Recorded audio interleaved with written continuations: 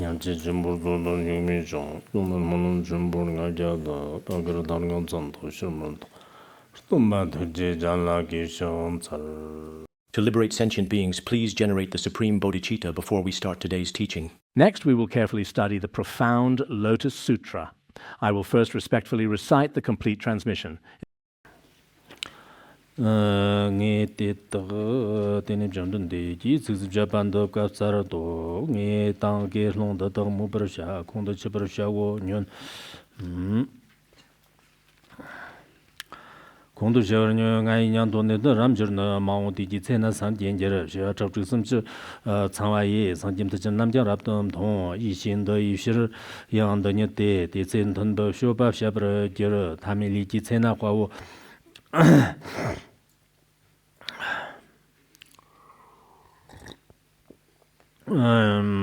samchizanim sanji zidan dan zhangzhong chenpo si jim chur dong dan jirten namla panjang si yu shir chuk chu shua chuk chuk zhar ne na jirten tsalag ten ne ba yi yang de shen de dan la de ba dan kiyo mangbo yo zibra ger dina shang chu san hwam de chen man mang shir dog bin korlo ko je dan ger de yutan la won no wa de dong nam yang sam jim jam zin ger de nyang du mangbo chang me de de de chan nam jang chan nam jang mo zo no zhi mon xi xiang sim ri zam chi che nam de la shen dong ne ba go shang jim chong rab du sha ba na zam zhi dong no sam ji mo ke wen ger gang gang long xi ma ni ji la dong no de la tog de dharma jara di varji karab jani ne tambi tamchu varji karwa nyeshira ne de jen kanim chok zuni yang varji karwa nyeshira ne bran jara de ne yang jondin de ji tamje dan tambi gerlong go genen jembola ka zarwa gerlong da ke keda mubra shada kong do chebra shada ngi nyantu Nitten kada iwa chimbondo sanji shiwa chok chuk ya karto shibi zambara jiri rumur shiba chubra shibaran jira sura shibaran jiro te shang shaba te to yung sim nyang len deni jang rumbo chi shnab dan dar tate ngasir dan ngar dan benjar ya dan shir dan madig marbo dan dur nyang bo dan rumbo chi shnab dan pug be pi lag be pug be mchur te nam hang da hotsar tong dan kori da hotsad rngab ja tak shibaran jira de mchur ten te to la yang me to करता था पूदाम छावादाम शिकबादाम मारमेदाम कोदाम दिगदाम जमसनदाम लीवादंदाम number 11 वादन गिम चोबर शिबरन जरो दी फारोदयां छि राब्द फारोद सन जिवा चक्रिनि जिते Kurd जिते जमर जिबर मुर जिबिन चोबर जिते जिबर जिते शिबर सोसुर शिबरन जरो तेने ली थामर बाते जन सबा जब जम्बायां तो बरजोब सन जिरुक बादाम जाजुर नंबर दे और सबन जिते जम्बर के अंदर खालो जरो लाना में बा लादम मर नाम जितों बा सन जिब जोंदन दे जावी छु sergi gochi shavra jongran jitendam jongran joro di sanji ji jang yongsa takbaran jirtem nyambar nyam gavam zibartana dikba shirji zawjaram boche jonshan nambar che ba sergi kaba jiba medo ko charwa chamba semchen anyara dan tanju dan tiene dan sinji da tiene sinji dan jitendal hama inji ri mede de ladan mim yongsa kangwa nyantu gyarton mambo yom zibar shayu shanchu sanhwa gyarton mambo gyambaran joro di tsetsetna varti karab chaniz jere tambe chuji varti karwa nishig nebran jero tambe chuji zignin yang varti karwa nishig nebr jero tene jondin de ye di ton tsigs japa kapsar to jandam manjer wai tsigjo de je terang ale gelong kun nyon chi ngai nyan tu neften Kata yin donor namjin namlam shobran jiran jirten dembam nyang yondi ne dedo namjim churten mangshin je kurto mambo shibar jira dan podon me togo ki jam shobran jira deyi marna deyi taman lina tobne na yongsa togbe jandar jirwaran jira ishi deni yongsir zogshe de zogshe war tongzo jabran jira lhajin jirten tagna kurto she godo she dog so wor jondan desan jira deyi ma Dimang zame chiwo sergi godo lami shia tagdyang shindo zhoro shangjib sanhua tebshin nyangto nang sangye jangder tsadme changme te tamchim zhongdan jigba rarpang ne sangye tambam zibar shibar nyer teni zhongdan degi tamchitang tambam gerlong gendan labka tsarpa gerlong taga keda mubar shia kongda chibar shia nga yi nyangto neftan mungar jiwa chimbondo sangye nyitr gyartom nibar shibar nyer de sangye zhongdan de te namla mambo kurtab shedab zambara shedo rumor shedo chopar shedo jibr shedo sur shedo ngiro Sanji Jundin de Yonsam Ning de Bana, Rumboche, Navdan de Serdan, Nerdan, Benriadan, Sherdan, Matuk Marbodan, Dus Yambodan, Pugi, Churtin Pound, upon the parts of the stone, down, Koran Korig, the Hotzer, Navjat of Shipper, Gerdem, Churtin, Teda, Churtin, Teda, Metodan, Dupodan, Pudan, Changwadan, Ibada. Shima da Kuba da Digdan, Yamson da, Li Vadan da, Number Jerry Vadan da Kim Chopper, Euro, Di Parur di Chi Parur the Yang, Sanji Shia Chok to Yaton, Nishir, Namlayan, Division Saban, the Quarter Ship, some Rumorship, Choppership, Jobbership, Surship and Euro, Digo the Yang, Li Tamarba, the Division Sabat Jumba, Young Dobbs of Jiribana, Jazz number, they were so much in Yamati and the Kalogiro, Lana Mebal Hadam, Murnamji, Tomba Sanji Chundan, the Tama Li Loma dan, Zandenji, Trishi Shaver and Jitin the Shomran Yero, the Sanji Janam Gumbra Gavaji Shaver and Yero, Karate and Gava Kawaji Shaver and Yero, the Sanji Jan de Yonso of Badam Yambaran, Yamagavam, Zibartana, Dubashi, Sazuran Bochi Junction number. Jiba Meto Sernian, the Mayor Toral Hadam, Mamburat, Kanvan, the Terranto Shanson, Changchong, Gaston, Nibran Euro, Dice, Hadna, Verducaranish, Ginger, Nisher Savjan, Yerati, Tambichuna, Verducar, Gypcher, Nibran Gerot, Tambichu, Zunian Young, Verducar, Gypcher, Nibran Gerot, and Jonathan de Don Six Japan, the Top Sardo, Naina to Mungerindana. May lis kirne tewur mizin kirwa tewur ne kyoba rjara tomcha nyeshe dan jan dartam charwa rjata janam thong sambar shaba yana tershada te sanji yin dan surshida jang arkani zowen remba te tagla te tsep kardur namba mambo she te da son ba tambe chut met rjara shia tongdan zambaran jir de shig te dam nyang yong de ne churten tagla te tsem chotu shidan jir Yaram Chote, the Nam Jim Shurten, Renchin Shurten, Wadan Jeba, Shida, Jitan Pambam Zapa Cuba, Skubnam La, Romo Jadan Metor Pujim Choda, the Nender Tami Ligi, that Ftat Yito Gumva, Janter Na, Jitan Pamba, Tipsy Danger de Man, Tama, Lay, Zandan, Vardi Karanish, Jutsan, Var, they were Sherbi, Yi Satan Yer, Tagdal Harnam Downam Matagala, Sanji Sender Raptor Tomber Yer, Deni Jarvati Yantuma, Shia Tomchak, Gunga Hlon, Gungi Shima Neda, Ju, Mun, Shijang, Some Zimchi. Desuktan lam ngumbre shi ba toba shirmer doba shanchib senhua ma zonji samjang tagda shivjin dewer shigji tan la zonshi ba tomchong mambo tedag na yod gyara tedam nyang yongde ne wargi kara jibcha sangwa na dei chadna tamchug ne beren yer zengnin tagjang tedam nyam beren yer ngai nyang tum chichin nga bondo nge na tedag shanchib long tan ngin tedag shanchib long tan ne mao tina rangshong gyarwa yi tedag no shopa ngale nyon tambi chupa makarwo le nyantu long tambi leger te chugba wo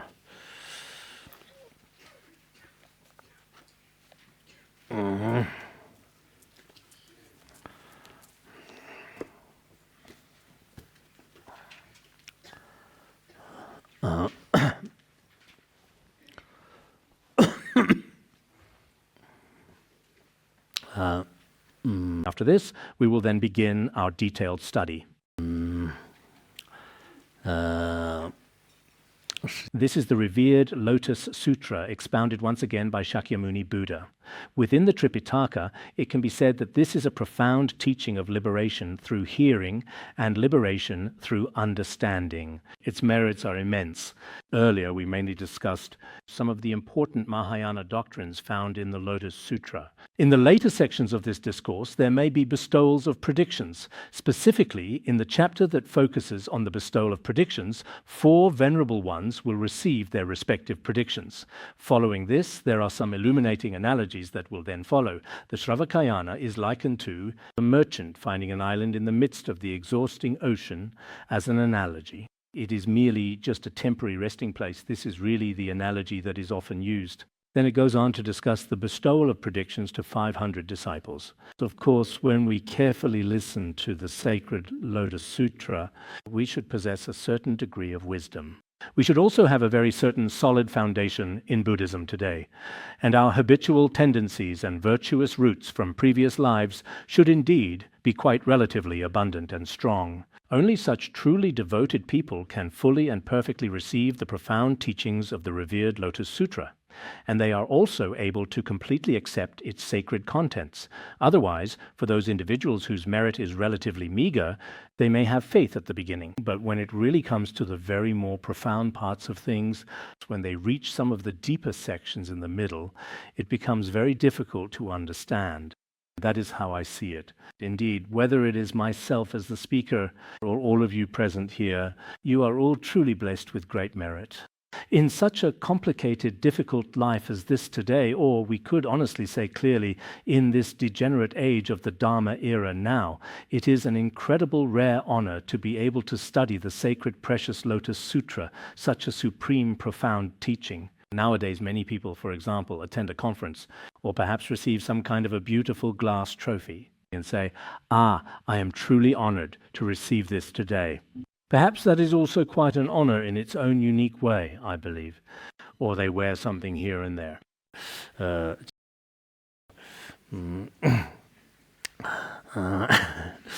Many people are indeed very, very happy to win prestigious awards. Why do we say this exactly, you might ask? Earlier in our discussion, we also talked about some of the significant merits and profound benefits of hearing the Lotus Sutra.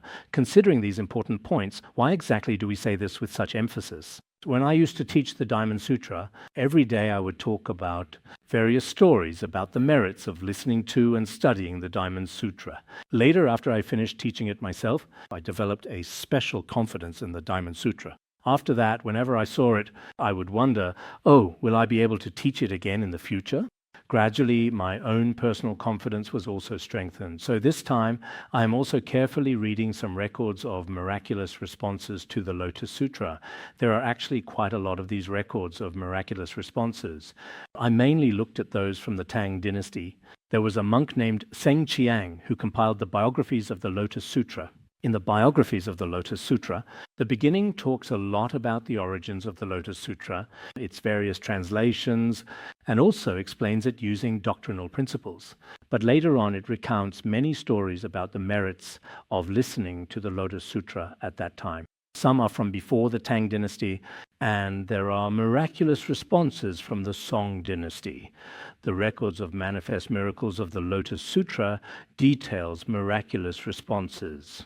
There are about 239 different cases recorded in it clearly today. These are different various kinds of cases specifically documented.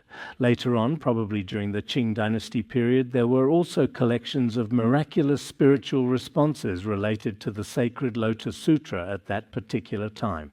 One of them is specifically called the Records of Verified Miracles from Upholding the Lotus Sutra. It notably contains 220 distinct cases. This time, I really didn't have the time. If I had enough time, I would have liked to read through all of them. Naturally, this would give rise to some faith in the Lotus Sutra. When we have unwavering faith, we will naturally be able to accept it. If we ourselves have not yet entered into the meaning of this Dharma, we might become people outside the Dharma, that is, someone who is outside the teachings, then the content and some of the states within the Dharma, we would have no way to discuss them at all. We might even develop some wrong views because of this Dharma, or generate other kinds of discriminating thoughts. This is also very frightening. So this time, our main focus is going to be this time to share some stories from the biographies of the Lotus Sutra every day. Today, I will also share one. First, allow me to share a story from the ancient time of the Buddha. On one occasion, a celestial being arrived to offer heartfelt praise. At that particular moment, Ananda found this event to be very rare and quite unusual. He wondered deeply why this magnificent celestial being had come specifically today to pay special and profound respect, to make generous offerings, and to praise the enlightened Buddha. The Buddha then explained that in the distant past, there was an attentive attendant of the powerful king Ajatashatru who happened to hear the Lotus Sutra at that time. Later, he was reborn in the heavenly realm, and it was due to this merit that he was reborn there. For this significant reason, he also came to the human world today, indeed. There are actually many such stories of people being reborn in the heavenly realms. That was just one particular story. There is also another interesting story as well. There was also a person with a very bad and difficult temperament. He diligently studied some Taoist teachings. In his past, he used to consume meat, drink alcoholic beverages, and engage in many other bad things. He was especially prejudiced against the Buddhist faith. When he was on his deathbed, approaching his final moments, his name was Wulong. His son's name was actually Yilong, indeed. Wulong said to his son, "When I am dying, there is only one thing you must never do. You must never believe in Buddhism nor study the Buddha's teachings, and you must not perform any Buddhist rituals." Later, that man himself died tragically, coughing up blood painfully. After he died suddenly, there was an official in the area there. This devout official had great faith in the sacred Lotus Sutra. Later on, he thought of a good way to have the precious Lotus Sutra copied carefully. When it came time to copy it, someone suggested that Yilong might have good handwriting. In ancient times, perhaps it was hard to find someone who could write well. Yilong wrote very well, but given his family situation, he might not be willing to do it. Later, the official went to find Yilong and asked him to write it. At first, he completely refused, but later, after various soft and hard approaches were used on him, eventually the official became more forceful, saying, "If you don't write, you might be punished." Many people are like this nowadays too. It was the same in the past as well. In the end, he really had no choice. He wrote out the Lotus Sutra, not sure exactly which words, but it was 64 characters. He wrote those 64 characters down carefully. After returning home that day, he deeply regretted it completely. He felt that his father had left such instructions on his deathbed solemnly. He had gone against his father's wishes entirely. He was extremely, truly, deeply regretful. Later that very night, he had a vivid dream. In this dream, thousands upon thousands of celestial beings surrounded a magnificent heavenly prince. This heavenly prince then told him, "I am your father, Wulong. In the past, I truly didn't understand, not at all. I didn't grasp the situation. I thought that some of the teachings in Buddhism were unreasonable. Because of some slander I committed at that time, and some defamation back then, for this very reason, I have already been reborn in the depths of hell. I have endured the boundless, excruciating pain of burning endlessly. But later, because you meticulously wrote 64 sacred characters from the profound Lotus Sutra, one day, while I was immersed in the endless, agonizing suffering of the deepest hell, a sudden, brilliant, and unexpected light miraculously appeared, piercing through the oppressive darkness. A Buddha manifested before me in person. And this compassionate Buddha told me compassionately then directly here, as it is clearly stated in the ancient biography of the sacred Lotus Sutra text today, even if throughout the entire vast Dharma realm everywhere, all sentient beings who have completely severed their roots of goodness forever hear the sacred precious Lotus Sutra just once, they will definitely attain complete perfect Buddhahood eventually. I seem to remember it was something like this. This particular verse the Buddha has already recited for us. Then, in a similar manner, other Buddhas appeared. All 64 Buddhas, without exception, recited this profound verse. Later, because you and I are indeed related by blood, you copied 64 characters from the Lotus Sutra. And I was also liberated from hell. Moreover, I also have karmic connections with the beings in hell. Those beings in hell who are connected to me were also liberated at the same time. I have now been reborn in the heaven of the 4 great kings. Therefore, I hope that from now on you will not slander the Dharma anymore and continue to diligently practice virtuous and commendable deeds.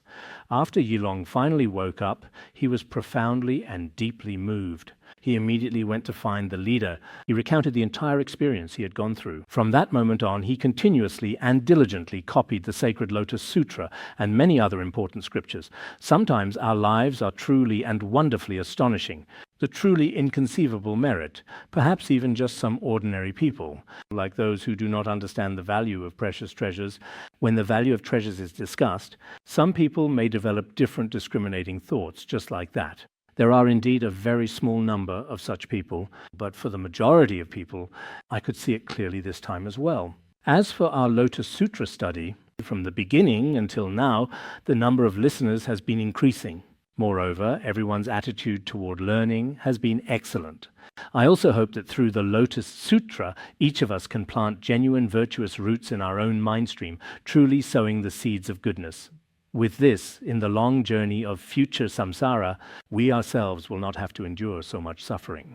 The suffering of samsara is truly, truly terrifying. So, as we mentioned to everyone earlier, I hope that when it is very convenient, you can recite the verses I just mentioned.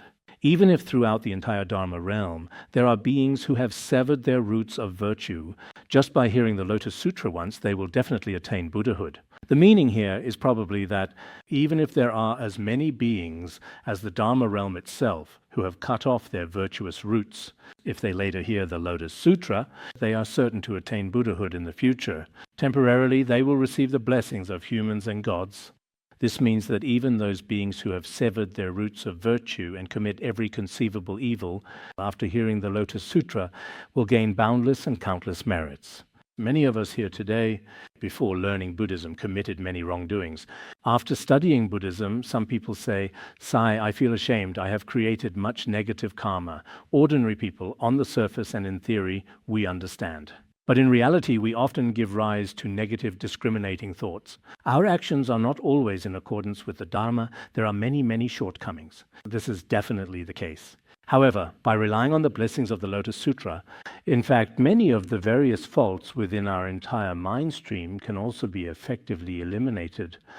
Therefore, each of us should also learn to appreciate and love ourselves. We should not lose confidence. Some people, when it comes to the reasons for having confidence in themselves, they completely and utterly ignore them and do not reflect upon them at all. Consequently, feelings of deep disappointment and profound discouragement continue to keep increasing significantly. But this is unnecessary. Although we have some shortcomings, we also possess many virtues. For example, when we listen to a class, it takes more than an hour. So when we listen to and study a class, actually at that particular time, our actions and our minds are basically in a truly wholesome state. There are very, very few moments of neutral states. Such merit may be quite rare even within the 24 hours of a day.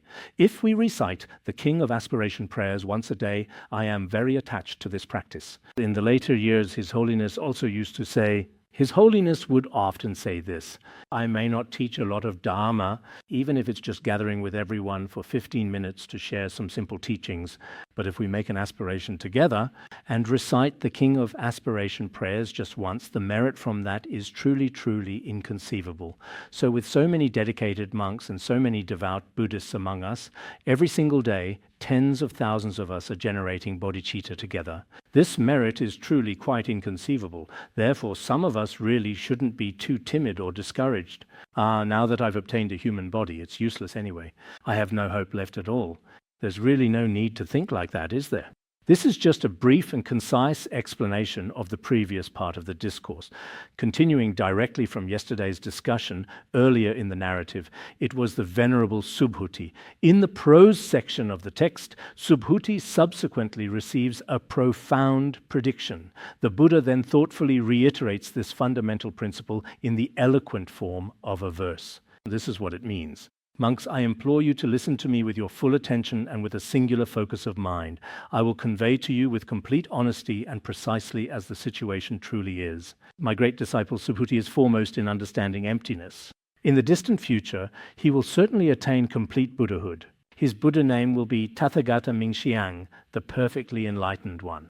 In the future, he will make offerings to countless, innumerable myriads of Buddhas. This is a way of expressing an especially large number. Not only will he make offerings to so many Buddhas, but he himself will also practice the 6 perfections and myriad virtuous deeds, following in the footsteps of these Buddhas. Gradually, he will attain the great path of enlightenment. He himself will also become a Buddha. He will perfect all the stages from the 1st to the 10th Bodhisattva ground. When he attains his final body, he will possess the same complete merits as the Buddha. The 32 major marks and 80 minor characteristics, as well as all the truly dignified, supremely subtle, and absolutely perfect qualities, are indeed like a magnificent golden mountain of countless treasures, appearing extremely, truly, and utterly magnificent. There is a Buddhist scripture specifically called the Prince Brush Protector Sutra, which seems to exist within the Chinese tradition, but I haven't personally seen it in the Tibetan tradition. In this particular scripture, it is said that the Buddha's 32 major marks were attained through generosity in his previous lives. As for the 80 minor characteristics, The Buddha attained these profound spiritual qualities through diligently practicing boundless loving kindness and deep empathetic compassion throughout his numerous previous existences. When we see the Buddha's physical form, we never tire of it and are especially fond of it. Some of the Shakyamuni Buddha statues I have made myself. The more I look at them, the more magnificent I find them. I never feel satisfied. Even when I look at them today, they are especially magnificent, and tomorrow they are still especially magnificent. Sometimes I place the Buddha statue in the shrine room myself. I also keep one next to my bookshelf. When I truly read and glance at the magnificent Buddha statue, it is also indeed extremely magnificent. This aspect of never tiring of beholding the Buddha comes from the Buddha in his previous lives, practicing the exchange of self and others, and cultivating equanimity between self and others. This is also explained in the Prince Brush Protection Sutra. We can understand it in this particular way as well. Just now, regarding the Buddha land where Subhuti ultimately attained Buddhahood, in fact it is truly extremely magnificent and indeed supremely pure. When all sentient beings see it, there is not a single one who is not truly delighted. Everyone is especially joyful and truly happy and content, feeling absolutely wonderful. In this pure, holy land, the Buddha will liberate countless, boundless sentient beings. Moreover, in this vast Dharma realm today here, there are many, many enlightened bodhisattvas present. All of them are of the sharpest, highest faculties clearly and will never regress backwards at all. Among Buddhists, some are also of sharp faculties. They never regress. Some, however, are very good at the beginning, but gradually, little by little, they end up regressing without even realizing it. It's really a bit of a pity when they regress. Sometimes I even feel, wow, maybe this person's complexion doesn't look so good now. Could it be that they are in the actual process of regressing? Because sometimes a person's spiritual faith can also be clearly seen from their facial expression, from certain specific things. Although I personally don't know how to read faces, sometimes, even after a considerable passage of time, you can still clearly discern the enduring signs of faith.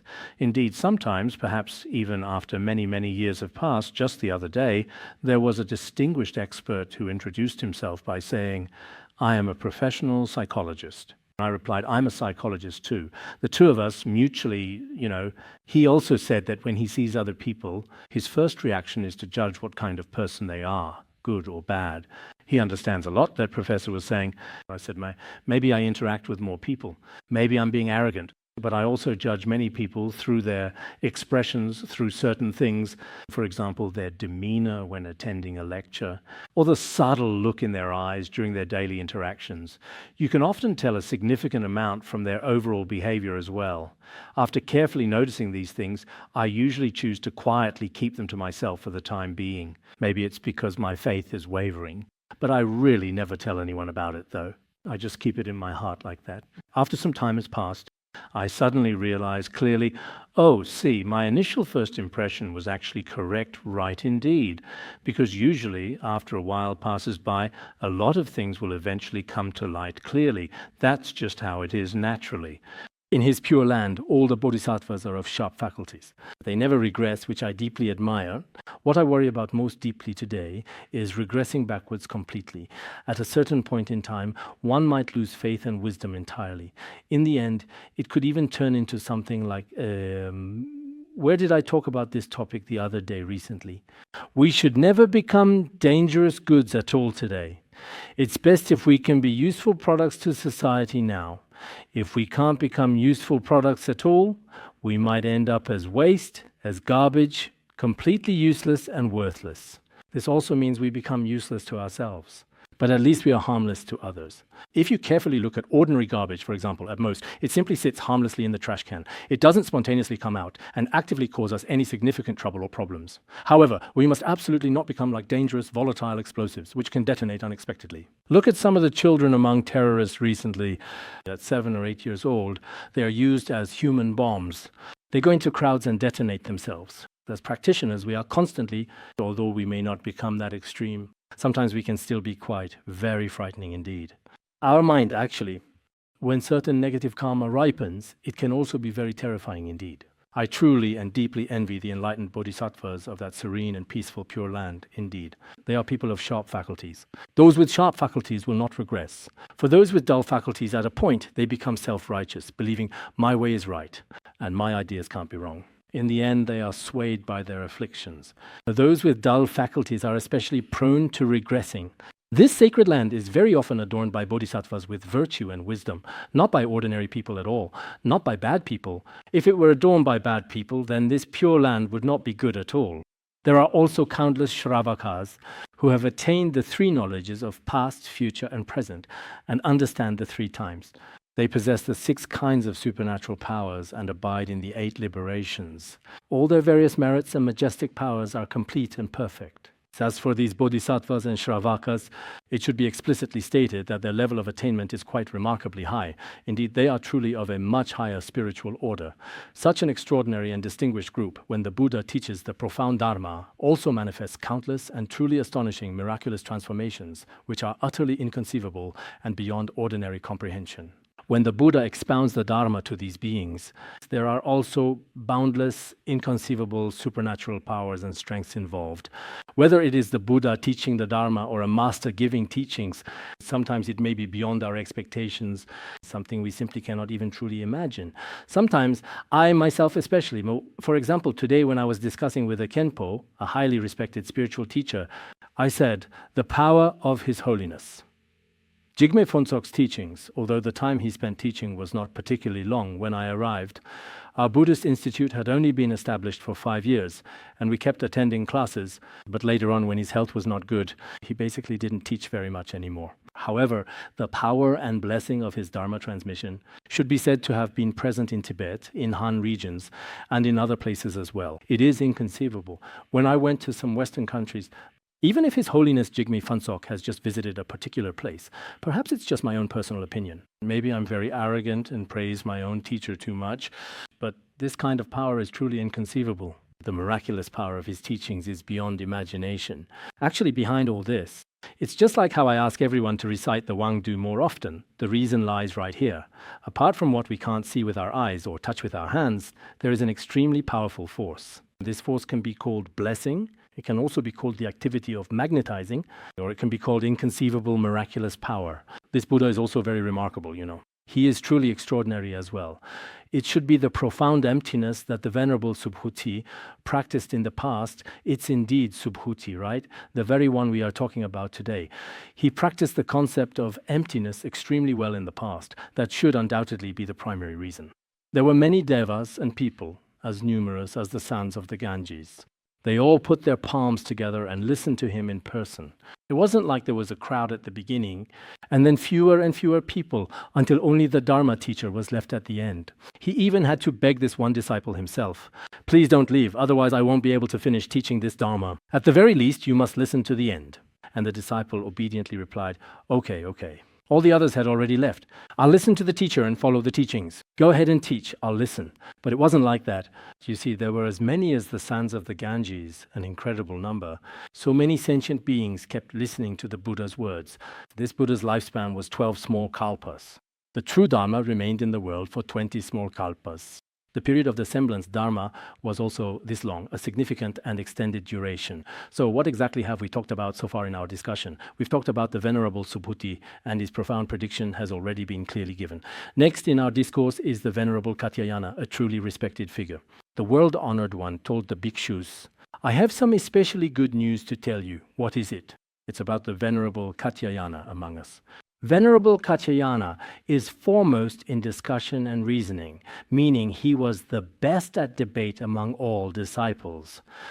There are different ways of expressing this concept clearly today. He was very skilled in debate indeed. This is mentioned in the Miscellaneous Treasury Sutra. In that ancient text, it vividly talks about a powerful king named King Asheng. He was an especially wicked and truly tyrannical king. He was very disrespectful, showing profound contempt to many revered monastics. Later, Venerable Katyayana specifically sought to transform him. When he appeared before the king, King Asheng, with a stern expression, said, "Today I unfortunately see a bald-headed Shramana. This is truly very inauspicious." He immediately ordered his attendants to kill him. Then the Venerable Katyayana debated extensively with him. "It absolutely shouldn't be me who is truly inauspicious. It is actually you who are quite inauspicious." He then asked, "Why is that?" "Because you see, when you encounter me, I am about to be killed. So you are the inauspicious one. Because my life is under threat, I am the most auspicious." You are safe and sound. Nothing will happen to you.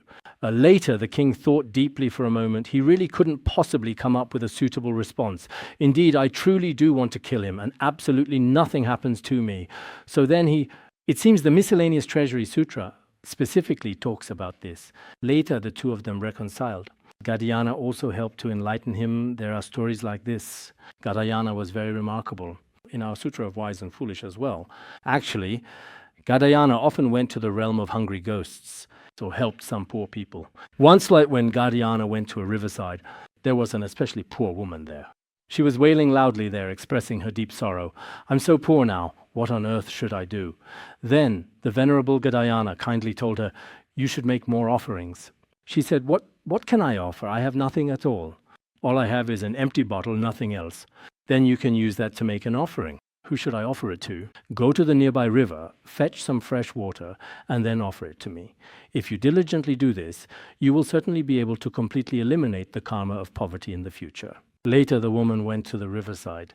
She fetched some water to offer to Gadayana. Because of this reason, in all her future lives, she was never reborn into lower realms or poverty. There are stories like this.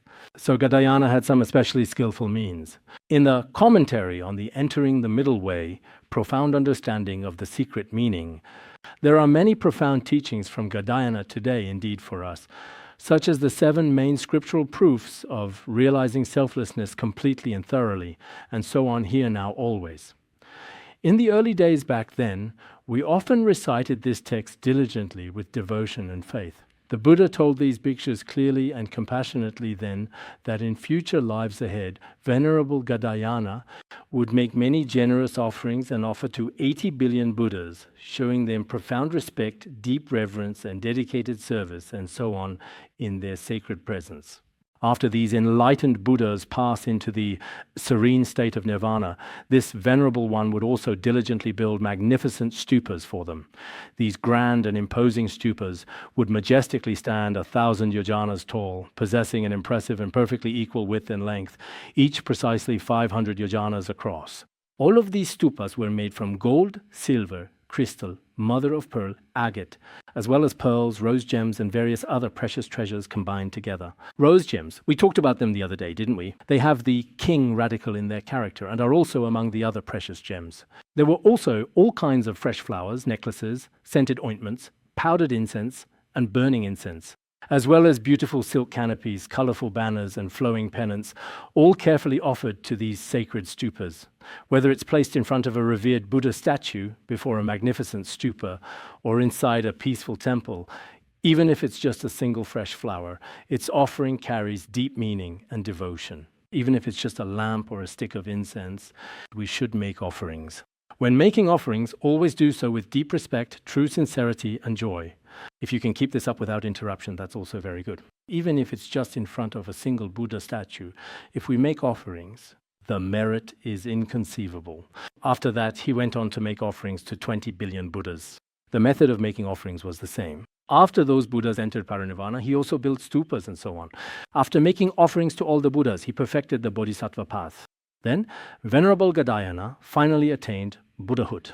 His Buddha name was Yampanati Golden Light Tathagata, worthy of offerings, the perfectly enlightened one, perfect in wisdom and conduct, well gone, knower of the world, supreme one, tamer of beings, teacher of gods and humans, Buddha, world-honored one. These are some of the revered titles. As I mentioned the other day, during our previous discussion regarding the Buddha's 10 epithets, we will delve deeper into their profound meanings. Actually, it is important to note that in the Buddhist scriptures, specifically in the sutra on the 10 epithets of the Buddha, there were no punctuation marks as we know them today. In fact, punctuation marks were only added much later in history. This practice eventually continued up until the Ming Dynasty. Basically, Chinese characters in classical Chinese. Even in our current Tripitaka, some have enumeration commas, some have periods, but in the past these didn't exist. In the 1950s and 60s of the last century, simplified characters began to appear. And then there were things like enumeration commas, periods, colons, quotation marks, exclamation marks, ellipses, so many different punctuation marks. At first there were 14 types and later 16 types. When we were in school, we also used simplified characters, but after a while they were withdrawn again. Perhaps those of you who are a bit older should be quite familiar with this. That was probably in the 70s or 80s. At that time, it seemed that the character zheng, whole, everywhere in the world, had a da big on top and the correct zheng correct underneath. Then, after a few more months, then the most simplified version was no longer used. It has stayed like this ever since. So now when we read the Tripitaka or some classical texts, basically they are not there anymore.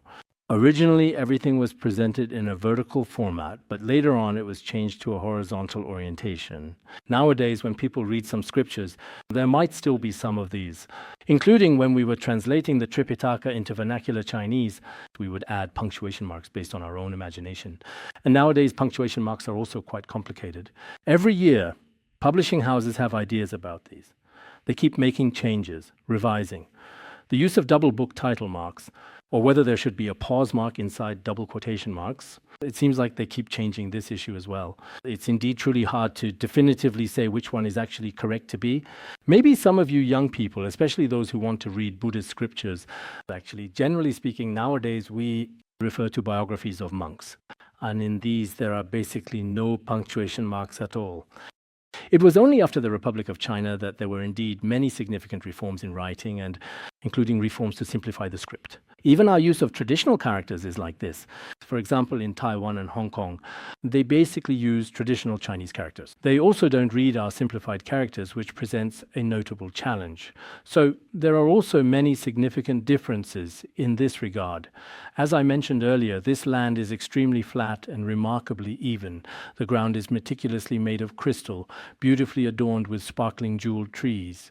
Golden ropes are used to clearly mark the boundaries of the streets. The other day, there was a very clear photo taken recently showing a night view of our Buddhist academy. In it, the shimmering lights looked just like delicate golden threads, truly beautiful, lined up one after another. Here, fresh flowers cover the ground. The whole surrounding area is especially pure and tranquil. The entire whole land is pure and pristine, clean and immaculate everywhere throughout. Those who see it are filled with joy. In this pure land, there are no evil realms. There are no hells, hungry ghosts, animals, or even asuras, and so on. In this place, there are humans, gods, and Śrāvakas, as well as countless bodhisattvas. There are so many, making this country extremely magnificent. The Buddha's lifespan is a remarkable 12 small kalpas. The period during which the true Dharma remains accessible and influential is also an extensive 20 small kalpas. The duration of the Dharma period, therefore, is also this considerable length. This profound statement is specifically about the esteemed Venerable Gadayana. Venerable Gadayana later became the Buddha of Golden Light. Why was this so? In the past, he used to sweep the grounds for the monastic community. The Vinaya Sutra often mentions this. Venerable Gadayana was especially willing to make aspirations and dedicate himself. It seems that the profound commentary on the Lotus Sutra also talks about this matter. This is also further expressed in a poetic verse. If the Buddha himself were to express it in a sacred verse, bhikshus, you should truly listen and carefully accept the profound words I'm about to say. What I am saying contains absolutely no falsehood or any lies. It is the absolute truth. Venerable Gadayana, with all kinds of extremely sublime and supreme offerings, made offerings to all the Tathagatas. After these Tathagatas entered parinirvana, he built stupas out of the 7 precious substances. Then, with fresh flowers and various other offerings, he made offerings to these sacred relic stupas. In the very end, at the time of his final body, he attained the profound wisdom of the Buddha. He achieved perfect enlightenment. His land was also perfectly pure. The profound Avatamsaka Sutra clearly states the supreme sovereign Dharma king, whose boundless virtues are all fundamentally generated from the deeply cultivated wholesome roots of the past. Indeed, all the magnificent virtues of the sovereign Dharma king, who embodies ultimate wisdom and compassion, are completely manifested and brought forth from the accumulated wholesome roots established in countless past existences. This is the same meaning here. The profound wisdom he indeed attained was also the result of making such offerings in his previous lives. He truly liberated countless sentient beings, many billions upon vast billions of beings. Beings from all 10 directions came to make offerings to him, because in the past he had liberated innumerable sentient beings and had made offerings to so many Tathagatas later when he attained Buddhahood. All beings from all the various worlds in the 10 directions also made offerings to him. There was once a devoted nun among us who once offered me a sum of 50 yuan. I clearly remember saying, no, you absolutely do not have to. She, however, firmly insisted, saying, yes, Yes, I absolutely must. This was because in the past I had made many offerings to you, and as a direct result, there are now so many people making offerings to me in return. I said, no, you don't have to. She said, it's fine, just accept it. You'll use it in the future. Because I made offerings to you before, now there are so many people making offerings to me. You see, it is exactly the same with the Venerable Gadayana as well. He made offerings to many Buddhas in the past, right? And now there are also so many devout people diligently making generous offerings to him. The brilliant and radiant light of the Buddha also profoundly surpasses all others, shining brightly for everyone to witness. As I mentioned earlier, the Buddha's name is the Tathagata of Jambudvipa's golden light. The Buddha's Śrāvakas have eliminated all existence, all the obstacles within the three realms. Countless Bodhisattvas, Śrāvakas, and Pratyekabuddhas all beautifully adorn this sacred land. This is the fascinating story of the Venerable Gadayana and his significant prophecy. Now, the very last one, next up, is the Venerable Maudgalyayana. Once we completely finish this, today's lesson will be fully complete. This entire period of studying the Lotus Sutra deeply together with faith can also be considered to have reached a pause for now, today, here. Next, it is said clearly that the world-honored one addressed the assembly gathered there, attentively listening, telling them, you should really listen to my important words. Our truly great Venerable Maudgalyayana, in the distant future, this individual will reverently make numerous offerings of various precious kinds to 8,000 enlightened Tathagatas. Following these profound acts of devotion, he will then graciously receive a significant prophecy. Venerable Maudgalyayana will, in the future, make offerings of various offerings to 8,000 venerable Tathagatas and will respectfully make offerings and serve them. After these Buddhas enter nirvana, he will do the same as before. Likewise, he will build for them stupas 1,000 yojanas high and 500 yojanas in length and width, also made of gold, silver, lapis lazuli, mother of pearl, agate, pearls, rose quartz, and the 7 precious substances combined, as well as various fresh flowers, necklaces, scented ointments, incense, powdered incense, and beautiful parasols, along with various other significant items, are carefully prepared to make respectful and traditional offerings. After making offerings, he will again make further offerings to numerous 200 million billion other Tathagatas. The situation is the same in this case. So what will he attain later on? He will attain what is called Tamalapatra, which is a type of leaf or tree. Tamalapatra seems to be a kind of aromatic tree from India as well. And there is also Chandana, which means sandalwood, a fragrant wood. There is the fragrance of Tamalapatra as well as the fragrance of sandalwood, such a Tathagata as this. A Tathagata also possesses 10 kinds of names in full, and the name of his kalpa is called full of joy. The name of this country is called delight. People's hearts are very joyful and truly content, not at all filled with suffering or distress. The country's name is also appropriately called delight. The land is also, as mentioned before, paved with crystal and adorned with jeweled trees. In the sky, all kinds of pearls are scattered. Everywhere is extremely pure and clean, bringing joy to those who see it. There are heavenly beings, bodhisattvas and Śrāvakas, as well as countless venerable sages who are also present here at this very moment. As for the Buddha's lifespan, it is precisely 24 minor kalpas. This is a bit different from what was mentioned earlier, which is an important distinction to note. The period when the true Dharma abides lasts for 40 minor kalpas. The semblance Dharma also lasts for 40 minor kalpas. In this way, its duration is different from what was described before. The Buddha also, according to the above meaning, proclaimed it in the form of verses, my disciple Mahamoudgalyayana, after giving up his body. In the future ahead of him, he will encounter 8,200,000,000 Buddhas diligently. Among the teachings of these Buddhas here, he will practice sincerely, make offerings, and show reverence deeply. In front of these Buddhas respectfully, he will diligently uphold the pure Brahma conduct and the monastic form for a long time. For countless kalpas, he will protect and uphold the teachings of the Buddhas. Protecting the Buddha's teachings is very important for every disciple of the Buddha. I also mentioned this the day before yesterday. No matter whether you are ordained or a layperson in the age of Dharma decline, encountering such Buddha Dharma is truly extremely difficult. If each and every one of us, even if we possess just a little bit of ability, we can make a significant difference. We should first enrich ourselves with the true Dharma of the Tathagata. We should have some realization ourselves. If you have no realization at all, you won't have the motivation. Motivation is very important. Whatever people do, the motivation of the mind is crucial. If I myself am especially and truly delighted by the profound truth of the Buddha, then I will definitely have this strong motivation. If you have this genuine motivation and aspiration, then in the days to come, benefiting all sentient beings will not be very difficult at all. Upholding the teachings is also a way to benefit sentient beings. So after the Buddha's parinirvana, they likewise erected stupas and also erected tall golden spires. As for erecting tall golden spires, there is quite a rather very pointed part at the top of the stupa indeed, right? A long golden spire, or the pillar of the stupa standing tall. The pillar is also fine indeed, a stupa pillar made of gold, carefully crafted. The pointed part on top of the stupa is called the golden spire, precisely, and that's what is made there beautifully. And they offer fresh flowers and music to these stupas and temples with devotion.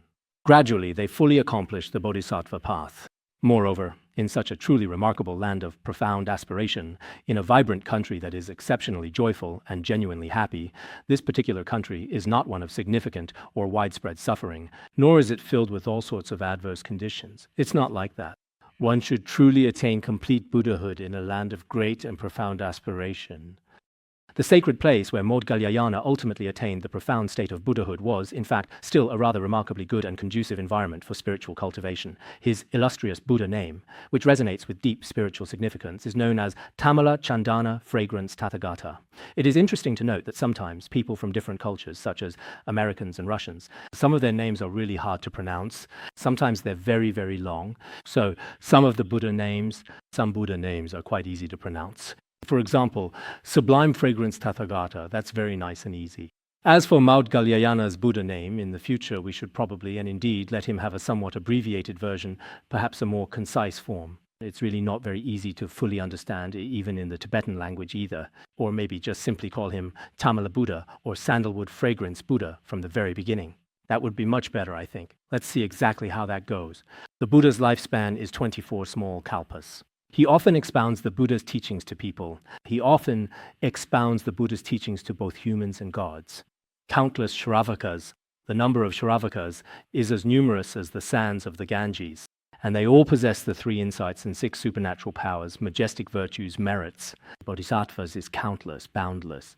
The Bodhisattvas are firm in their resolve and diligent, endowed right mindfulness. In Tibetan, firm in their resolve also means always possessing right mindfulness. In classical texts, right mindfulness is used. It is similar to the will or resolve in the word ji.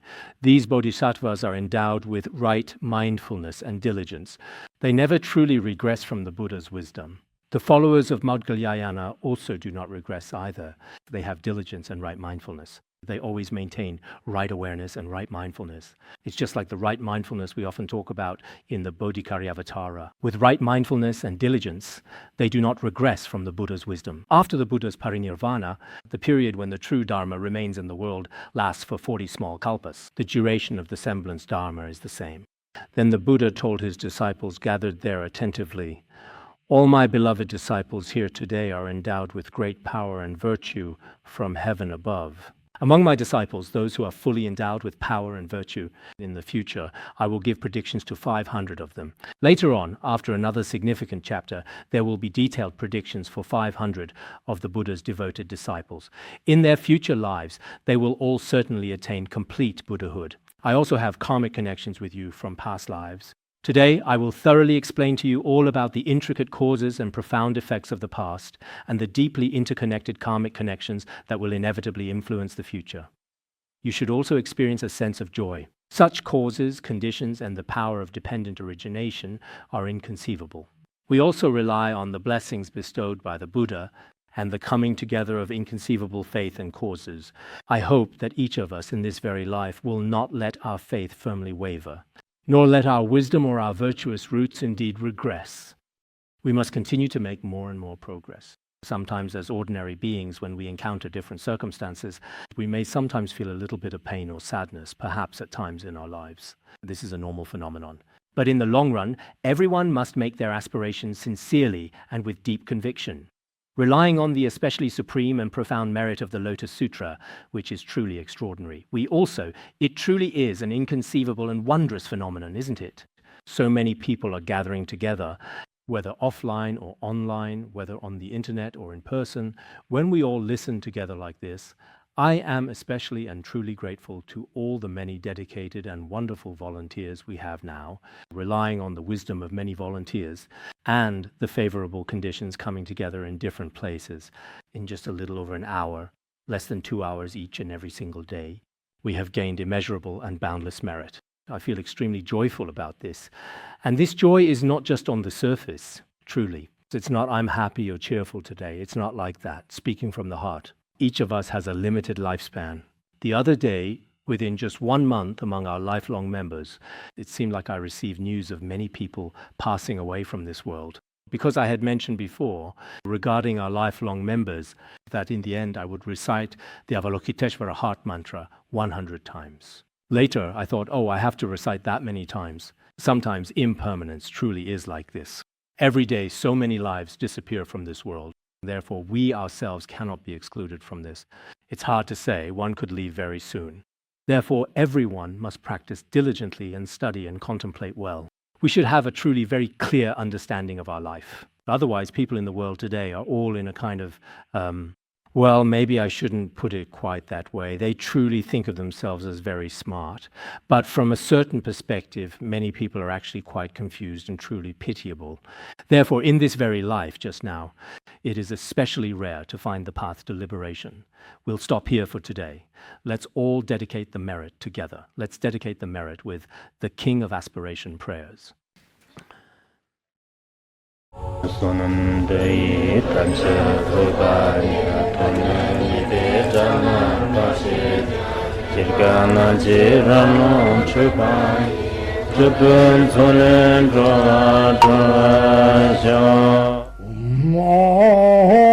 Bandangara Badna Sodargye Bandangara Badna Sodargye Bandangara Badna Sodargye